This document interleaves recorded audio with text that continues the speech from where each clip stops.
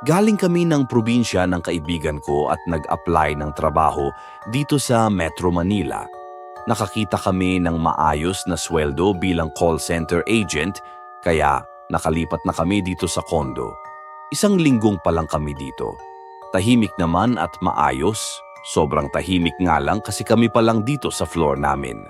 After 1 week ay may nadidinig na kami na kasama naming sa floor, kaya natuwa kami. Ang problema ay parang madalas mag-away ang mag-asawa na nakatira. Nadidinig naming na parang laging sinasaktan ang babae.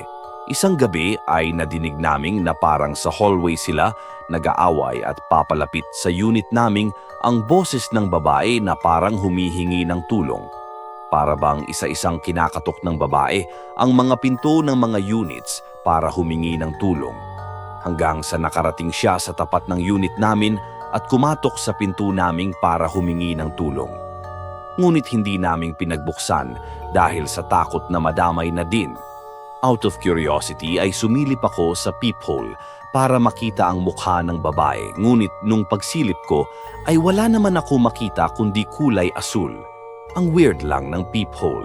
Ilang gabi ang lumipas at halos gabi-gabi ay ganun ang eksena sa floor namin. Humihingi ng tulong ang babae at pagtapat sa pinto namin ay kumakatok siya. At kapag sumisilip ako ay kulay asul lang ang aking nakikita. Ilang gabi na puro ganun ang eksena kaya hindi na kami nakatiis at inireport na namin sa building admin at sa guard. Ngunit laking gulat namin nang sabihin sa amin ng admin na wala pa naman daw lumilipat na bago sa floor namin at kami pa lang ang andun sa floor na nagre-rent.